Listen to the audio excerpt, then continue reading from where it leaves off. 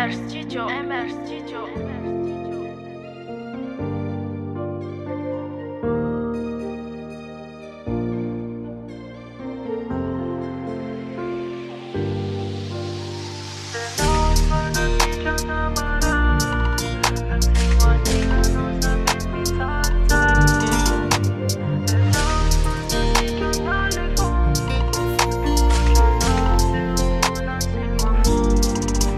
Naisa misionao de eo koza na initona tsy alankelanao zany a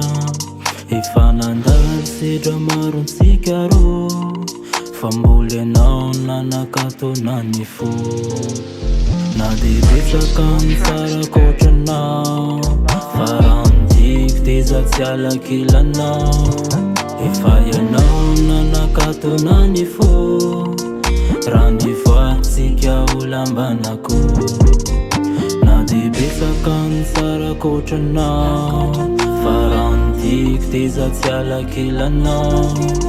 efa ianao nanakatonany fo randivoatsika olambanako enao manasitrana maray raha tsy hoanilanao za mety tsalitsaly enao manasitrana le fo misotranao de fona tsy mafo enao manasitrana maray raha tsy hoanilanao za mety tsalitsaly enao manasitrana le fo misotranao de fona tsy mafo misy fity mahery vaika ato anatiko tsy laitra babonao aniny fo tsy afaka minao intsony ka mba raisoanao fa lasanao ambongadiny anyao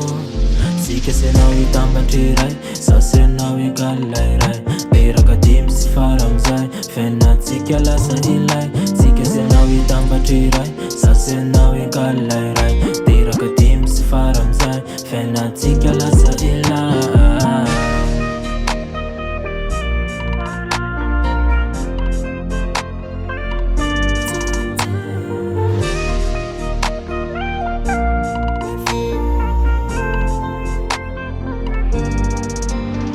enao manasitrana maray